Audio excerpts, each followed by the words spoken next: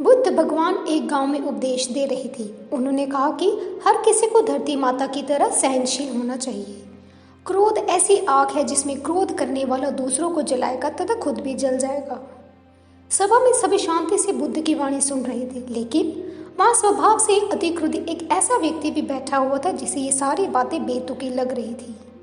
वह कुछ देर ये सब सुनता रहा, फिर अचानक ही आग बबूला होकर बोलने लगा, तुम पाखंडी हो, बड़ी बड़ी बातें करना यही तुम्हारा काम है।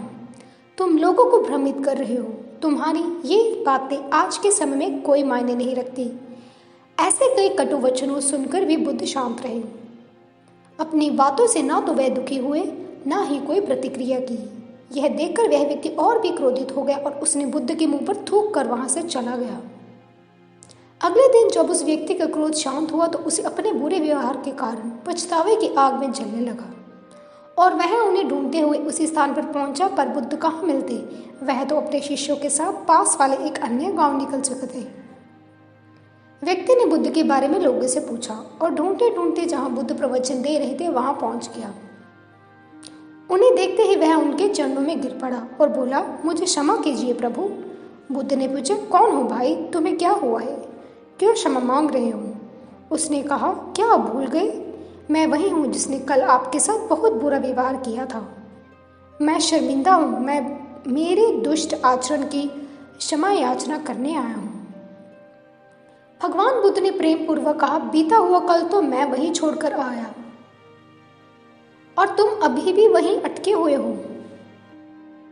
तुम्हें अपनी गलती का आभास हो गया, तुमने पश्चाताप कर लिया, तुम निर्मल हो चुके हो। अब तुम आज में प्रवेश करो।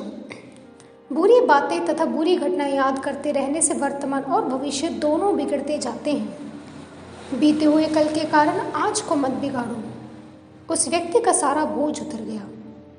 उसने भगवान बुद्ध के चरणों में पकड़कर क्रोध त्यागा तथा क्षमाशीलता का संकल्प लिया। बुद्ध ने उसके मस्तिष्क पर आशीष का हाथ रखा। उस दिन से उसमें परिवर्तन आ गया और उसके जीवन में सत्य, प्रेम व करुणा की धारा बहने लगी। मित्रों, बहुत बार हम भूत में की गई किसी गलती के बारे में सोचकर बार बार दुखी होते और खुद को कोसते हैं। हमें ऐसा कभी नहीं करना चाहिए।